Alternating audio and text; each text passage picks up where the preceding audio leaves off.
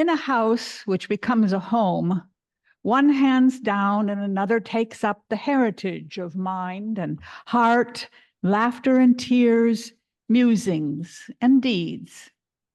Love, like a carefully loaded ship, crosses the gulf between the generations. Therefore, we do not neglect the ceremonies of our passage when we wed, when we die, when we are blessed with a child, when we depart, when we return, when we plant, and when we harvest. Let us bring up our children. It is not the place of some official to hand to them their heritage. If others impart to our children our knowledge and ideals, they will lose all of us that is wordless and full of wonder.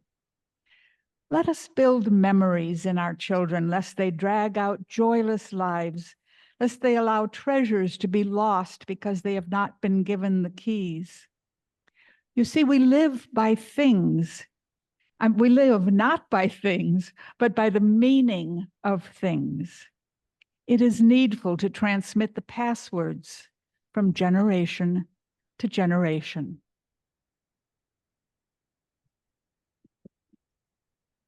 This is a reading called Celebrating Ourselves by Edna M. Ward.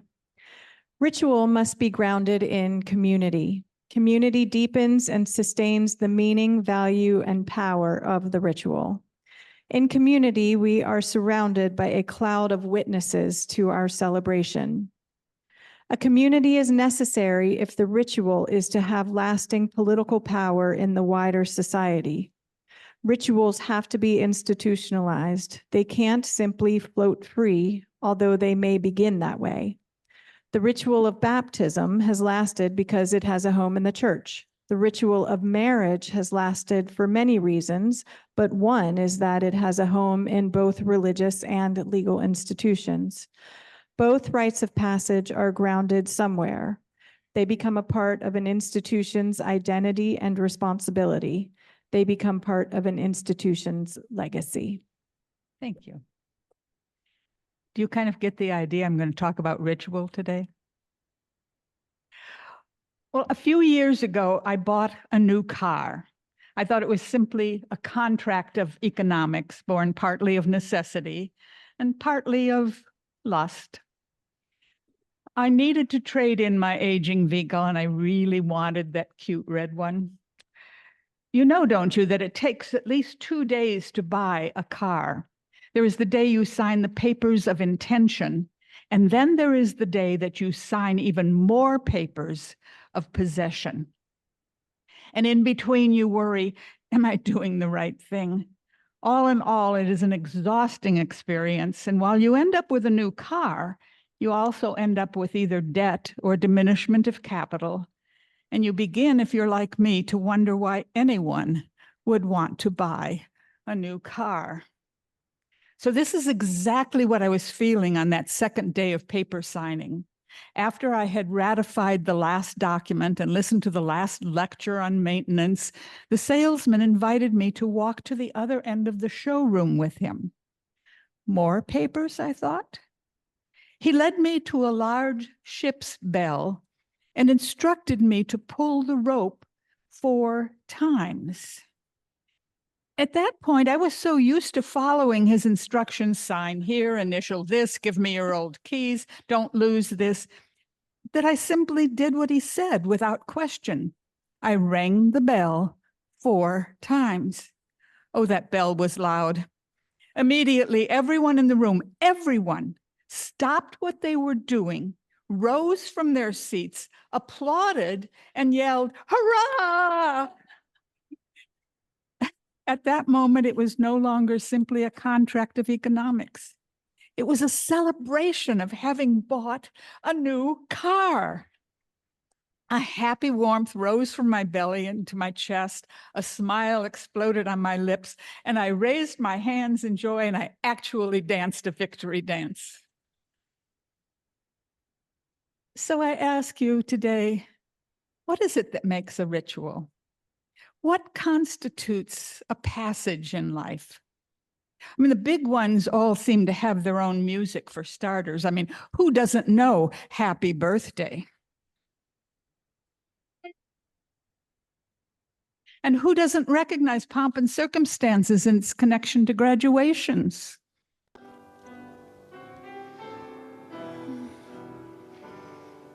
And which of you hasn't hummed the wedding march from Lohengrin?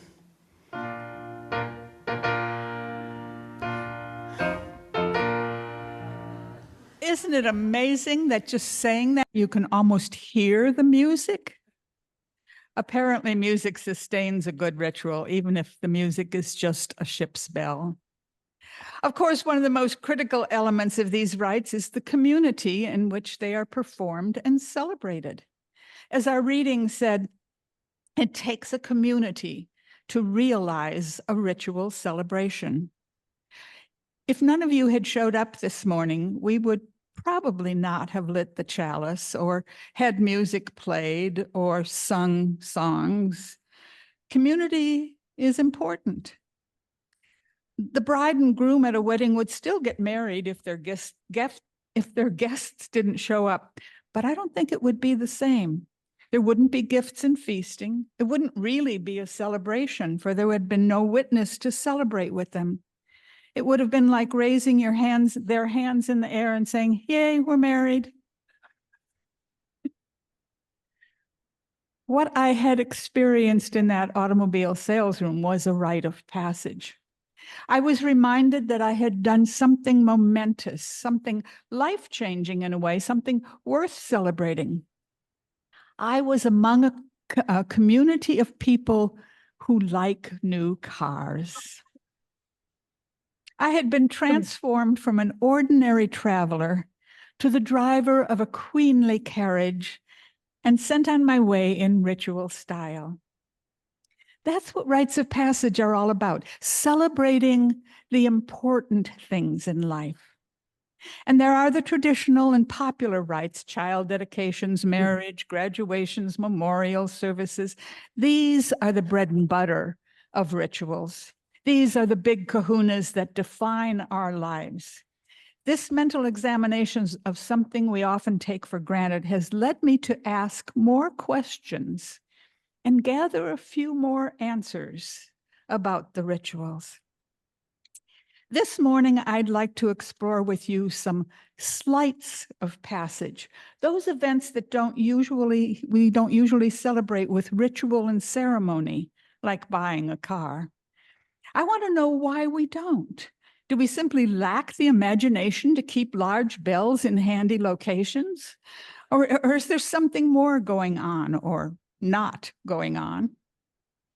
A few years ago, my grandson painted the trim on my house. When he was done, he came to me with a big smile on his face, and it made me say, "We ought to celebrate." And then we both looked at one another. I mean, we really should, I thought, but I had nothing in mind. So I raised both hands over my head and said, "Yay, it's finished." And he followed suit, and then we said it one more time in unison and opened 2 bottles of beer.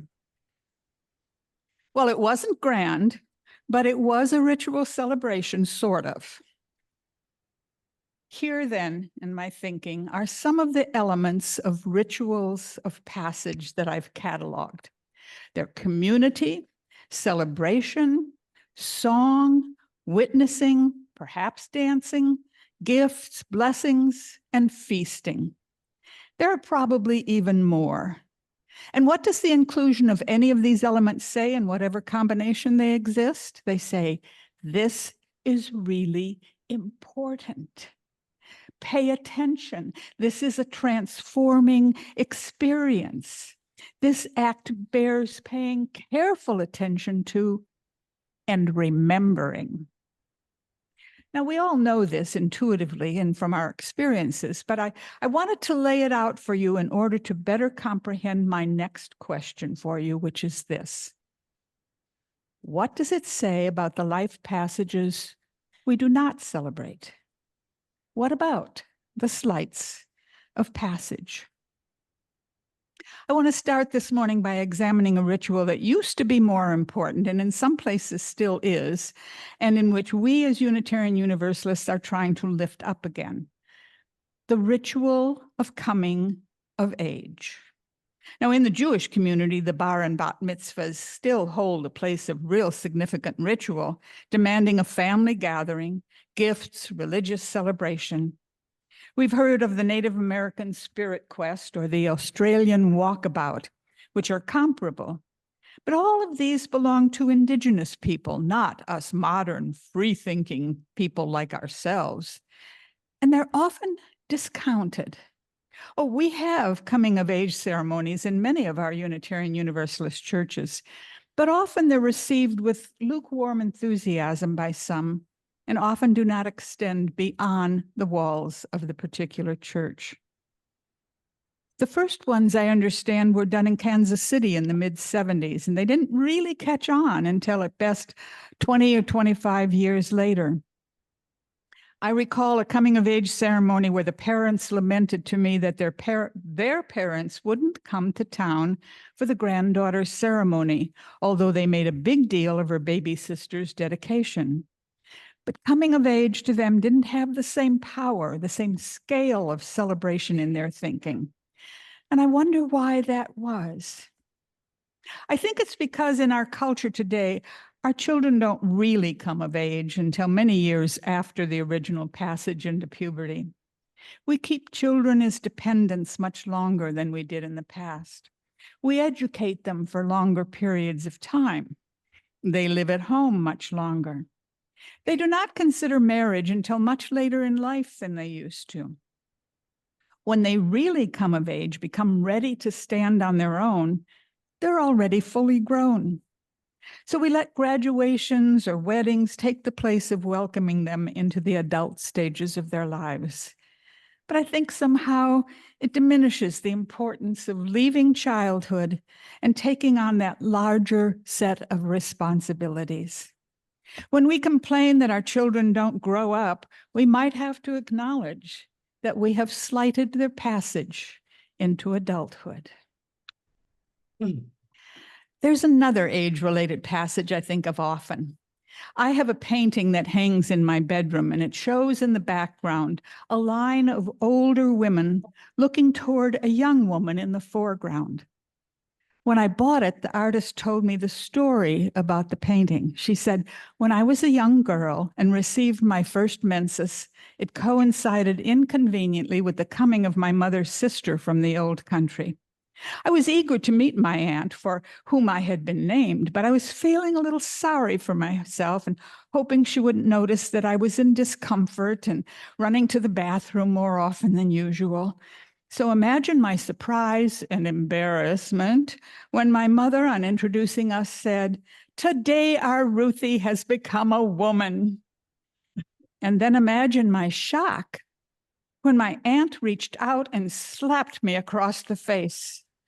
Before I could react, before I could even cry, she hugged me to her breast and said, "Congratulations, Ruthie. May you know no more pain as a woman than my slap on your face. Welcome to womanhood." Sweet story, isn't it? An old-fashioned ritual no longer observed. It was a big deal for young Ruthie, and later in her life, she painted the welcoming of a young girl into the community of adult women. Because it is a big deal, a life-changing deal for a child become woman, and we mostly ignore it. I wonder, is it because it's related to sex? Is it because it's about women's power? I don't know. But I think we should be celebrating it for our daughters' self-esteem and for the recognition of them in the communities in which they grow up. At the end of life's ritual spectrum, after weddings and babies, well, all we really have to look forward to is our death ritual. I mean, what does it say to all of us that we do not celebrate the saging, not the aging of an individual, the coming of age of wisdom? Other societies either do it or have done such a celebration. In the Hindu community is the third age of adulthood after coming of age and becoming a householder, and it is ritually recognized and warmly celebrated. When your duties as a progenitor and a householder and a wage earner are ended, You become a person of wisdom and spirit, someone whose life work becomes deepening and sharing. And you are venerated. You are celebrated. You have a reason for living into this advanced age, but not in this society that pretty much still worships youth. Not in this society Hey, that Donnie. makes an elder feel Son, invisible you want to go or out? muted or shamed. I always hate going to the grocery store to buy a bottle of wine because I don't think some teenager should be able to tell me if I can have a glass of wine with dinner. But once I went, and the guy who was packing the groceries said to the checker, "Why do you have to ask her how old she is? She's an old woman. You can tell that." Thank you. But it's true. Some women are beginning to take back the honor of saging with rituals of croning, becoming as wise women. In the book Celebrating Our Lives, Edna Ward wrote, "As such rituals become institutionalized, their authority develops and gradually reaches out to challenge the rituals or lack of rituals in the wider society. As they continue to speak to a very real and felt need, their power to challenge ageism will increase." But not yet. And not without a parallel ritual for the saging of our wise men. So, if the wedding day is the most popular, most expensively celebrated, most universal rite of passage, why the ritual silence around divorce? I mean, we don't like the statistics, half of all marriages ending in divorce. Intellectually, though, we accept it. We know that some marriages should be ended. We no longer shun the divorcee, but we don't acknowledge this transforming and very real time of passage. You know, I would like to see a healing rite of passage when two people in our community determine it is time to end their union. I see too many people falling out of community because of their divorce. One or the other of them gets custody of the friends, gets the church, or gets the blame. What if we were to develop a ritual of acceptance for divorce? What if we could support in community two people coming together to accept the decision equally as adults? What if we demanded of them some promises as we demanded vows in their marriage? What if we held them to these? We promise to share the care of our children. We promise to be responsible about our shared assets. We promise that we will respect one another. We promise that we will share our communities of love and support. Think about it. Perhaps then we could be more supportive of them both. I can think, wait a minute, I skipped a page. Don't want to do that. Perhaps there would be less pain, less acrimony, less guilt, fewer misunderstandings, fewer abandoned or emotionally damaged children. If we, as a community of friends and witnesses, supported their decision and took it out of the realm of adversary and shame, perhaps the experience might be more positively transforming, more worthy of celebration. Believe me, ritual has a power to it, a political power, a healing power, a social power, and a personal power. The ritual recognition of community and witnesses can be a potent force for good, for support, for affirmation, for healing, for celebration. That is why it is such a travesty when certain populations were once denied the ritual of commitment and holy union. It wasn't just that gays and lesbians couldn't get a legal contract for their commitments to one another in most states. It was this denial of community support and affirmation and celebration. It was a travesty of much deeper proportion than was visible on the surface. It was more about the denial of a rite of passage than it was a denial of legal standing. And as we understand rites of passage, that becomes more and more clear. I can think of many other rites of passage, some large, some smaller, that might improve our conditions as human beings living in community. I rather like the daily yogic and monastic rituals of greeting the dawn and the dusk, separating and celebrating each day of our lives. Sometimes when I'm dreaming, I think I would like to live in a city like San Francisco, where are communities of people publicly greeting each day with the movements of Tai Chi together. Wouldn't that be fun? And I know there are communities around here that do it, but not that many.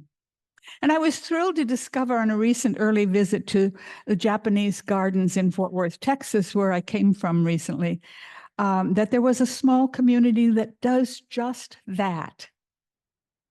I've always made it known as a minister that I'm available to do house blessings, but I don't get asked very often. We should know that a house becomes a home through its ritual practices, through learning its idiosyncrasies, through uniting ourselves with its uniqueness. So what keeps us from speeding up and acknowledging that process with a community rite of passage? Well, housewarmings, they're on the right track, but they consist mostly of gifting and not of ritual celebration or blessing. I have a friend who was planning a house blessing for her new home when she bought one, but on her own, she developed a rite of passage to say goodbye to her old house of decades. And she went through each room and recalled some important event that had happened there. And she thanked that room for holding her family in it so generously and so lovingly. She said she lit candles. She hated leaving that old house, but the leaving was healed by her ritual of passage. So if you put your mind to it, you might come up with your own list of slides of passage. Promotions, awards, recognitions, they all deserve their own celebration. Decisions not to have more children deserve their own acknowledgement. Bands should play while new drivers receive their first licenses, and maybe then these drivers would remember the importance of this passage and have fewer accidents.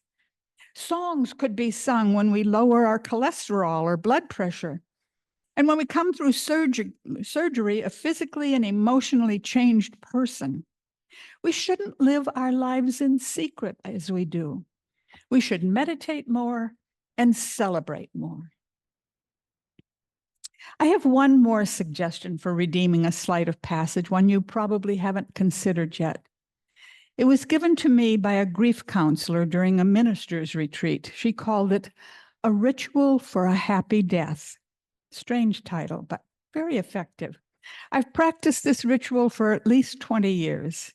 Each month, I set aside one day or half a day if I'm busy to be alone in contemplation about my life and about my death.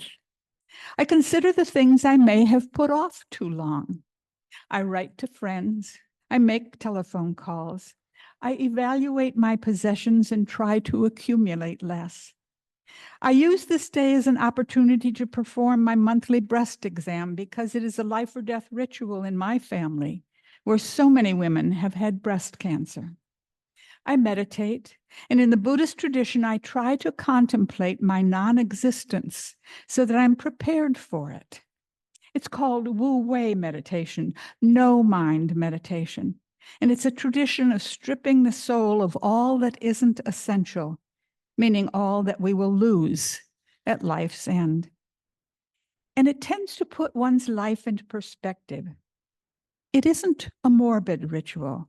It's a personal celebration of life without the fear of unacknowledged death as a participant.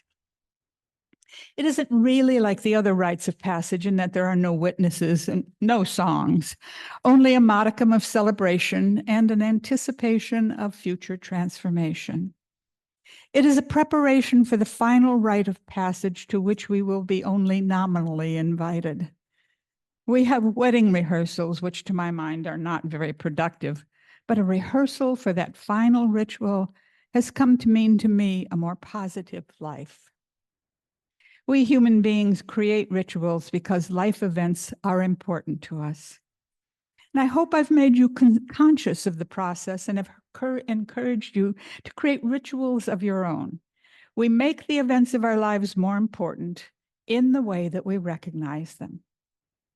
So let me finish the story I started at the beginning of this talk. After I celebrated the possession of my new car, I returned to the old one to make sure I had cleaned everything out of it. And I suddenly felt bad about leaving it after all the miles it had carried me along for business and for pleasure, for all the things that it had hauled, all the meals I'd eaten in it, all the stories and songs that had come to me through its radio. So I shut myself in one last time and I said, "Thank you. You've been a friend." There was no music. I cried a little, and then I said goodbye. That's what life's passages are all about.